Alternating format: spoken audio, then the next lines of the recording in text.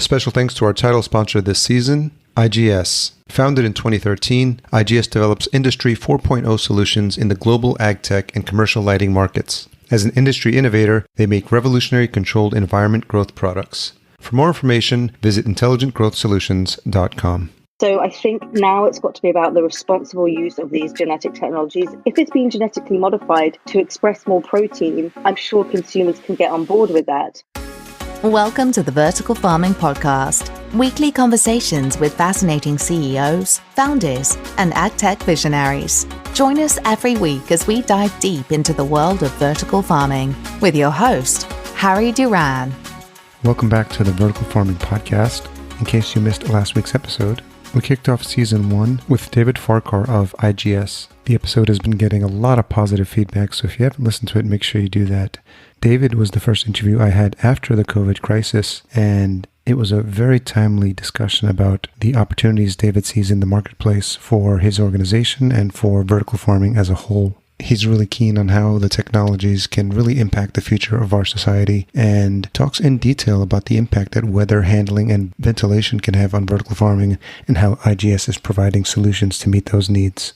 This week's guest is Louisa Burwood-Taylor. She's a journalist and editor of AgFunder News, a very popular site, and where I spent a lot of time in researching the beginnings of this podcast. Louisa talks about how she became passionate about this specific topic and the origin story behind AgFunder News. We discuss her thoughts on the developments being made in vertical farming, the emergence of competition, and how other players in the indoor agriculture industry are responding. Louisa shares why the timing is right for our society to embrace vertical farming and the current best practices companies are putting into place. We dive into the concerns that I raise about genetically modified organisms, and Louisa discusses the 3 biggest challenges facing indoor agriculture at this time. Enjoy this conversation. So, Louisa Burwood-Taylor, thank you so much for joining us on the Vertical Farming Podcast. Thank you so much for having me. So we had a bit of discussion in the pre-chat about providing an overview for vertical farming. It's obviously the subject of this podcast. And as a result of starting my research into this industry and getting connected with players in the space, obviously your name kept popping up a lot. So I'm wondering, obviously there's going to be people here that are very familiar with you, but people that are also learning about the vertical farming industry. So to provide a little bit of context, can you give a bit of background into how you got started in AgTech and specifically with AgFunder? Yeah, of course. So I'm a financial journalist by background. I've covered various different financial markets over the years, from the exciting world of structured bonds to equity capital markets out in Asia, which was definitely a bit more exciting. And then I started focusing, I was at the Financial Times and I was looking at institutional investment and where, all the large pension funds of the world and the insurance companies, how they invest and how they allocate those assets into different asset classes. And one of those areas that was really interesting was alternative assets. And that includes real estate and infrastructure and real assets, you would call it, things that are much more tangible and understandable to friends and family and people on the street. So I was excited to look more into that as an area. And when I moved back to the UK, this was about 5-6 years ago now, an opportunity came up to be the founding editor of a publication called Agri-Investor. And it was focused on investment in agriculture across all of it. So it's investing in farmland, it's investing in agribusinesses, in the supply chain, and it was investing in AgTech. But at that point, AgTech was this very, very small piece of the overall investment pie. What year was this? This was the end of 2013. Okay. And 2013 was actually a breakout year for AgTech overall because there was this acquisition of a software company called the Climate Corporation by Monsanto, one of the large agribusinesses, for $1 billion. So that was the first unicorn and really put AgTech on the map. But it took another couple of years for AgTech really to see the investment volumes get on the map. And that was in 2015. There was a bit of a breakout year. And in 2015, I joined AgFunder. How much had you known about the space as you were getting involved? Were you just learning as you were going? So in this, you were everything AgTech related? Was it sort of a trial by fire in terms of like what was happening in the industry? Yes, I think that's probably fair to say. And I think with journalists, when they take on a new beat, you're very much learning on the job. the great thing about being a journalist is you are allowed to ask a lot of questions. Yeah. That is the job. So when I first got into it, and when I was interviewing for that first job in AgriInvestor, I was immediately just so excited about this potential. All those statistics that people have now probably heard till they're blue in the face about feeding a growing population and needing to improve food production. It was really exciting. 5-6 years ago, it was something that, it's such a huge industry. It's such an important industry for everyone on the planet, but yet it's been siloed. Agriculture is something that people imagine takes place often miles away from them if they live in a city. I grew up in London. Yeah. A lot of my friends don't sort of see the connection necessary between agriculture and food. So it was really exciting to start seeing that people were wanting to invest in this space and do so to improve the quality of food and to improve the environmental impact of our food. Why is that specifically, or that cause, something that's important or something that resonated with you? I think I hope it resonates with a lot of people of my age and older as well. I think it's hard to ignore the impacts of climate change and the impacts that humans have on this planet. Yeah. I'm a big wildlife lover, and I'm also a big food lover. And it seems to me that not only, and having worked in the financial world and covered financial investments, sustainability was increasingly becoming ESG, this term, environmental, social, and governance, was increasingly something I was hearing investors talking about. It actually has taken quite a few years for it to be something that they're taking seriously. But I think something we could talk about maybe a bit later is a lot of large public companies are being very serious about their sustainability initiatives as of, last year, pretty much. But I was hearing a lot more talk about that as a concept. And I found that very interesting and exciting. But it also seemed to just make sense for companies. If they want to be sustainable into the future, they need to think about where they're sourcing their products from, who their clients are, what they care about. So it seemed to be a great time. And I think for me, I was very lucky that opportunity came up at that moment, because I'll never look back. Yeah. So when you got started with AgFunder, was there a vision for what it was going to be? And did it look a lot like it looks now in terms of all the different parts of it? And I know there's a focus on investing in the space as well. So what did it look like when you first joined? And is what it is now what the vision was from the founders? Yeah, so the vision has always been to bring more investment into the agriculture industry and also bring more technology to the space. So our two co-founders, Rob Leclerc and Michael Dean, were working on an agriculture project in West Africa, and they were trying to raise funding for that, finding that hard. But at the same time, we're realizing, how technology could have improved the project that they were working on. So they wanted to do something about that. And they thought that, a key way of doing that would be to help bring more investment into the space. But before they could do that, it was about educating the industry, telling people, as I said, this idea of investing in agriculture was something so removed from some of these mainstream markets that we really needed to start with education. And so they launched AgFunder News, which I came on board to manage from 2015 as like a tech crunch for agriculture. Yeah. And we hope that's still kind of what we are.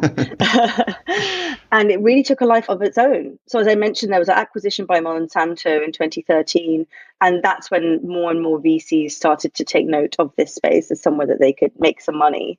But equally for entrepreneurs looking for the next industry for them to work in and take some of the technologies being developed elsewhere into this sector, it really started to grab attention. And then a couple of years ago, we built this network. It was probably around 50 to 60,000 members and subscribers globally at that time.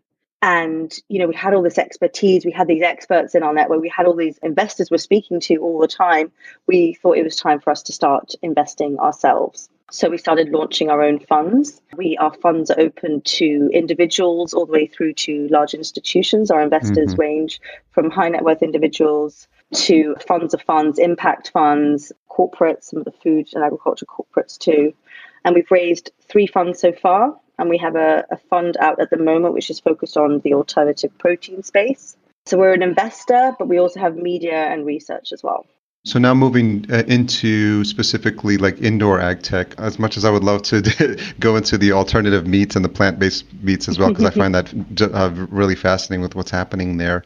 When did you start to see a specific focus or people paying more attention to what was happening, not just obviously with all things AgTech related, but specifically with what was happening with vertical farming and a lot of the developments happening in terms of like improvements in LED lights, hydroponics, aeroponics? Has that always been on your radar, or when did that start to, catch your attention more? Yeah, that's been on the radar from the beginning. And a nice way that I try to think about how it's changed over the years is thinking about our readership. So when I joined AgFunder in 2015, if I wrote any article about indoor agriculture, I knew it was going to be the best read that week. People were so excited. People thought it was something cool, something different, a little bit sci-fi, this concept that you could be growing it in, your backyard or inside your, basement. So it was always something that was very popular from the beginning. I will say that we saw a little bit of a dip in popularity of those articles probably around 2018, I think, because there was this realization that this was a lot harder than everyone thought it was going to be. And it was interesting that the readership picked up on those challenges and seemed to take some of the excitement and the hype with a grain of salt. I will say now that that's changed again. And last year, some of our best read articles were those about indoor agriculture, probably also because some of our guest contributors were really delving into the economics of the industry and showing people how it can work and how some of the different models compare to each other, whether that's full vertical farming or greenhouses and so on. And the importance of using technology in that. I think that the use of software programs, robotics, all of that technology, which has in itself improved over the last couple of years, it's now come to a point where I think it's becoming effective indoors, and that's making it a much more viable business model. And it's creating this entirely new ecosystem of technologies specifically targeted at the industry. I'm thinking about soft robotics, for example, creating the ability to pick fruit that's ripening.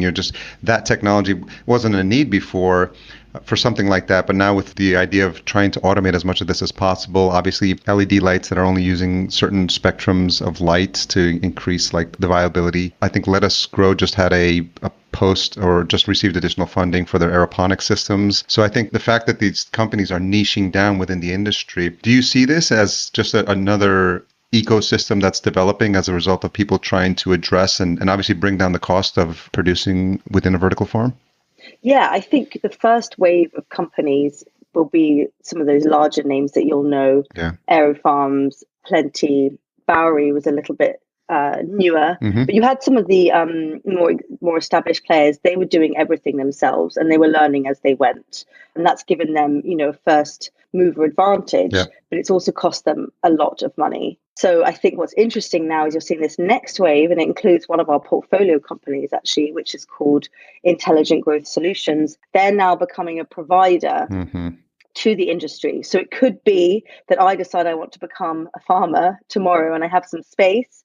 I can then go and ask them to provide me with the tools that I need. In the instance of IGS, they will provide me with the actual full complete kit that I need, which includes the growing towers, which includes the software, even the electronics, to get me going. And I think that's a much more realistic model in many ways, because the job of being the technical person that's running all the software, knowing how to build a farm, then knowing how to grow the produce and monitor it, and then know how to sell it. Remember, there's that whole other portion. And of course, this is what farmers do every day, which makes their job very hard.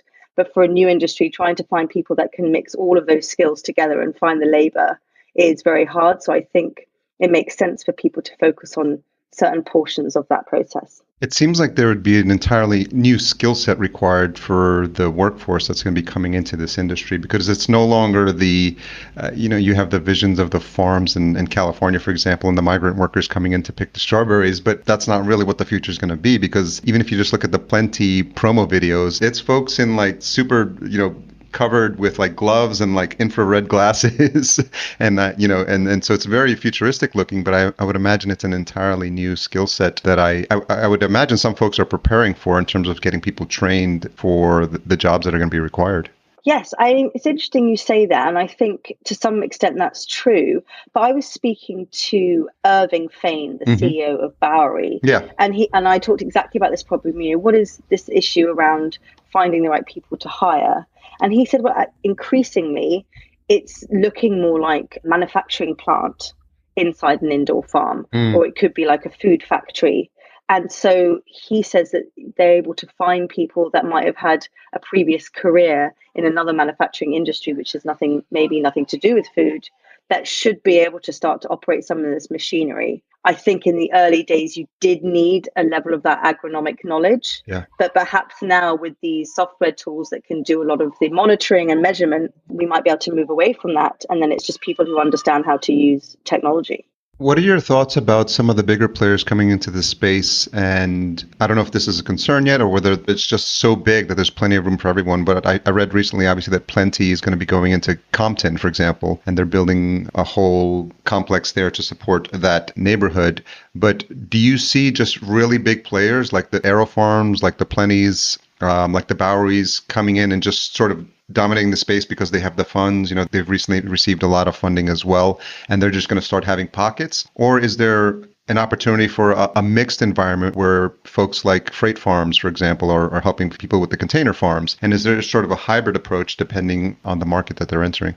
Yeah, I think it would be that hybrid approach. I think the Plenties and Aero Farms of the world would have liked to have been, your first thought. As we mentioned, it's been a lot more challenging to scale than people realized. I certainly think there'll be leaders and there'll be folks that will have the largest massive plant factories. But I think there's definitely absolutely potential for people to build new farms in smaller locations in more kind of niche areas or niche products. You'll find it really interesting when you speak to Henry Gordon-Smith. He'll talk about software that he's building at the moment, which is to help folks to, if they have an idea that they want to build a farm somewhere, he can help maybe a city to understand which locations within that city might make sense. And then there's plenty of potential for it to be all sorts of different people building these farms and of different scales. I thought it was interesting. I think it was, I don't know if maybe it was something that you mentioned, or when I was doing a bit of research, I heard a quote from David Rosenberg of Aero Farms. He said 90% of indoor agriculture players out there will go out of business. So I'm wondering what your thoughts are about that. If a lot of, obviously, like when there is a bit of a gold rush mindset, a lot of players want to get in and they may not be prepared to be in it or have the investment to be in it for the long haul. I think that David is probably right, or was probably right. I think increasingly the sector is getting de-risked and people are becoming more comfortable with it. I think local governments and local cities are going to want to put money into this space. Yeah. I don't know where we stand on things like grants and that sort of thing, but I think increasingly failures hopefully will decrease. But again, of course, in the early days, and especially if people can't afford to have the best equipment and the best technology, there, it's very hard. Do you see the potential for more unicorns coming up in this space? I mean, I hope so. I hope so. We definitely, across AgTech, we need to have some more exits for investors to bring more in. It's very, very hard to know. Valuations actually can be all over the place. A lot of times, a valuation of a company is dependent on their access to capital and not necessarily the stage at which their company is in terms of bringing in revenues and being a sustainable business. So there could be some that have unicorn valuation at some point soon, but whether or not that actually translates into $1 billion worth of value, I'm not sure. And do you see it? I spoke with Stephen Pankhurst, who did a really, really interesting series on YouTube a couple of years ago about vertical farming, which is where I was able to get a lot of research. And he talked about it in phases, how it's obviously the leafy greens would be the first phase, and then it's more of the fruits like the strawberries. But he said, at some point there's an opportunity for crops that are really water intensive. If you think about almonds or for as an example, there's people having those discussions. And I'm wondering if you've heard anything or conversations with people interested in pursuing that specific niche, because obviously everyone has started focusing on the leafy greens for the indoor space. If you've heard anything about these other types of crops.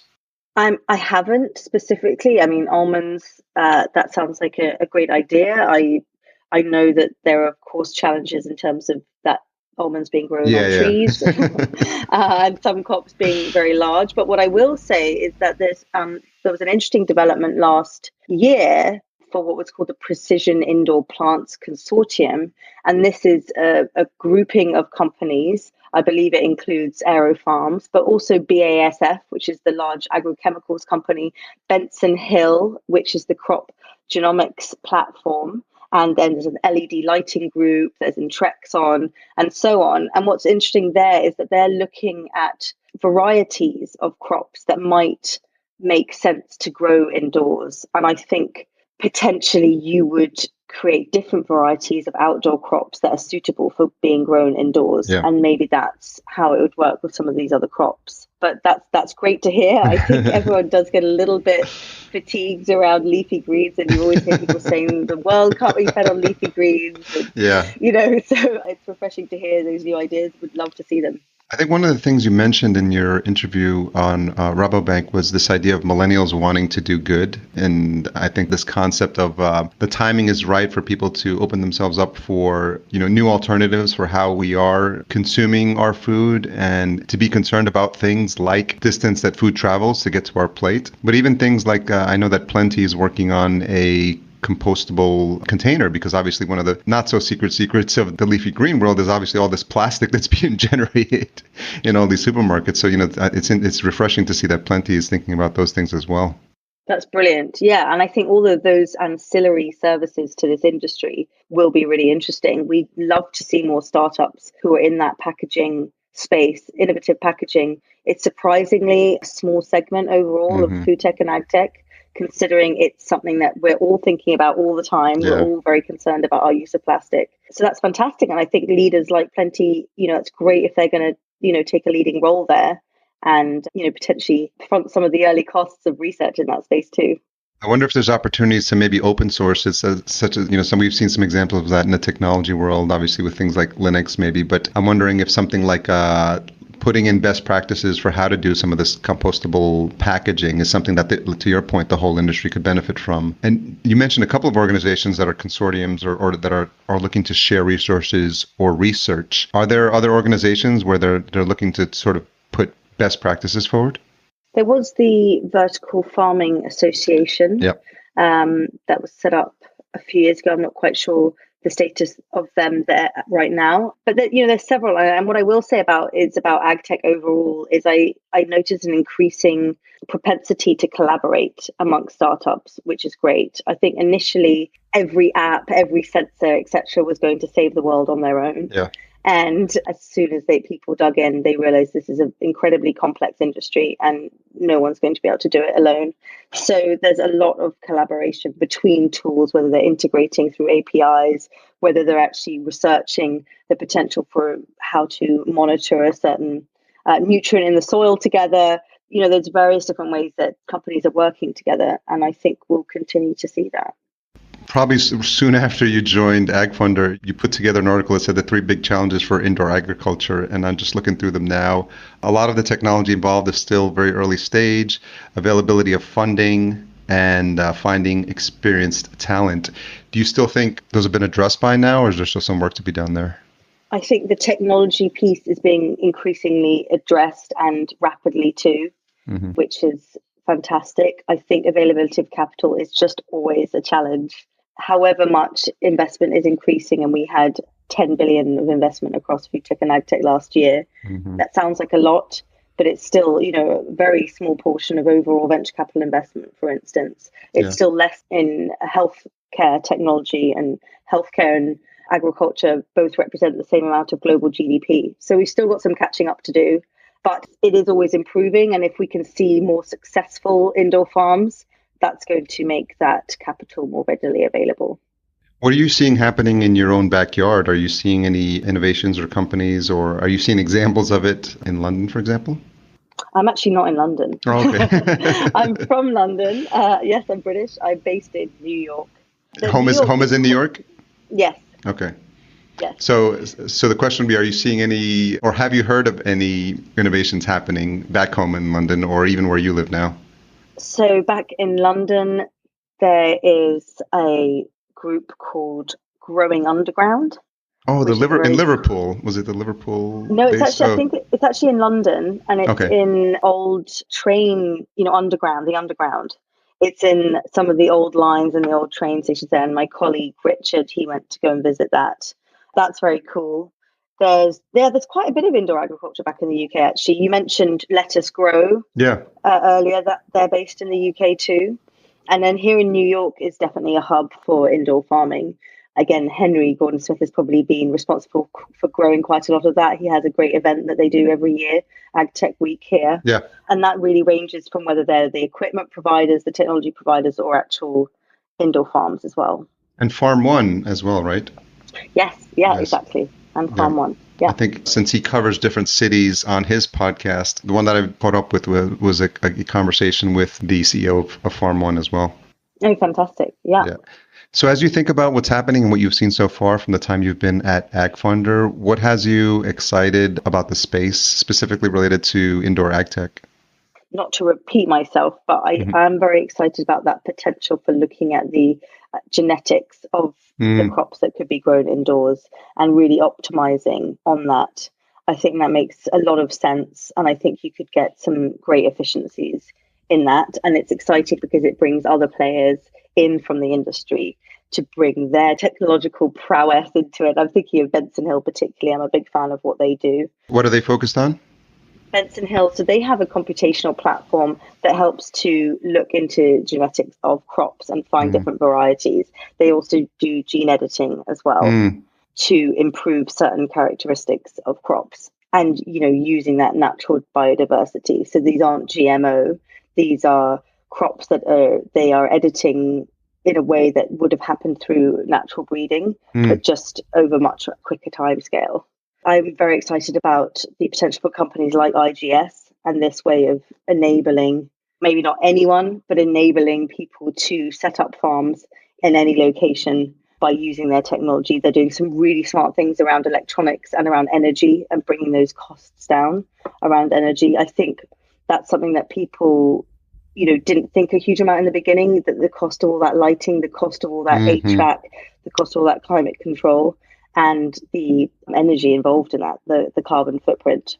Yeah. There's a lot of focus on the saving of water, which is fantastic. But I think that fossil fuel consumption essentially still has a lot of work to do. So very excited about the potential for that. And actually now I'm thinking about it, going back to that idea around the crop varieties, growing more nutritionally dense food. Something I'm thinking a lot about at the moment. I think we've had this first wave or maybe second wave of AgTech, and a lot of it's been focused on growing more with less, using less water, using less pesticides, and so on. But now I think we've proved that we do have enough food to feed the world. It's not necessarily reaching the right places and the right people, but even people that are getting enough food are suffering from chronic disease and things like obesity and diabetes, particularly here in the US. Looking at how we can use food and the way that we grow it or what we grow and how that can be nutritionally improved to be better for people and actually potentially cure or at least alleviate some of those ailments I mentioned. I think that's really exciting. And I think indoor agriculture can absolutely play a big role there. Are you seeing or hearing of anyone expressing any concerns about GMO foods? Because once you start mentioning, genetic modification, people get, people may just not be educated enough on the concept or the definition of it. But I'm wondering what you've heard. Yeah, it's a really tricky one, GMO. I know that a few years ago, before I got into this industry, I probably was against it and wouldn't want to eat it. I probably still wouldn't love to give something that's clearly labeled GMO to my son. Yeah. But the main reason for the backlash against GMO has been how it's been used. And one of the most common ways it's been used is to have resistance to pesticides so that you can apply even more to kill even more weeds, for sure. But then, of course, there's those residues that are left in the crops. Yeah. So I think now it's got to be about the responsible use of these genetic technologies. There needs to be transparency. We need to tell consumers exactly how this crop has been genetically modified. If it's been genetically modified to express more protein or to express more vitamins, I'm sure consumers can get on board with that. Yeah. There needs to be a lot of retrust. That's not a word. We need to, bring more trust into this space. I hope that people are pragmatic. I think millennials, are very keen to be doing the right thing environmentally and socially.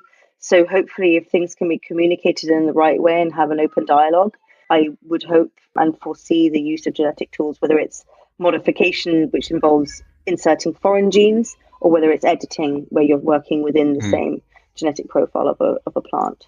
Yeah, I think it's just a matter of educating the consumer as to the source and the nature of the changes, and also the benefits as to why it's done and for increasing the yields and things like that. I think if people can get on board and there's some transparency with what's happening, I think people will feel more comfortable about the mention of the word. Right, exactly. And I think the role that indoor agriculture can play is because you can be growing every day of the year. You don't have to wait for crop seasons to do trials and to test and to grow these crops. They could really play a role in actually advancing this even faster than ever before. Yeah, it seems like there's a lot of inroads being made in terms of the data science and the business intelligence aspects of it, because there's a lot of computational power that's going to be needed to sort of go through these iterations. To your point, because the crop cycles are shorter, I think there's more, you're seeing what's working and what's not faster. Exactly. And being able to monitor the climate to that very, very specific degree and be able to feed back that data to the breeders will be very exciting. Well, Louisa, I want to be conscious of the time. I want to thank you for coming on and educating our audience a little bit, and also getting us up to speed with what's happening specifically in the indoor ag tech and vertical farming space. So I appreciate you for taking the time to come on. Thank you so much for having me. Where's the best place for folks to get more information, to learn more about AgFunder news, and to connect with you as well? Yes, well, please check out agfundernews.com for our media arm, and then agfunder.com is our investment space. Okay. Thanks again. Thanks again to Louisa for sharing her story on the show. Tune in next week for my conversation with Stephen Pankhurst. Stephen is one of the first people that I researched. He created a really elaborate 3-part series on YouTube about the entire vertical farming industry, and it was very helpful for me as I was putting together the outline for what would be this podcast. So I'm really excited to share his story and have him tell you about his passion for vertical farming on episode 3. Once again, thanks to our title sponsor, Intelligent Growth Solutions. To learn more about their indoor farming and intelligent growth products, visit intelligentgrowthsolutions.com.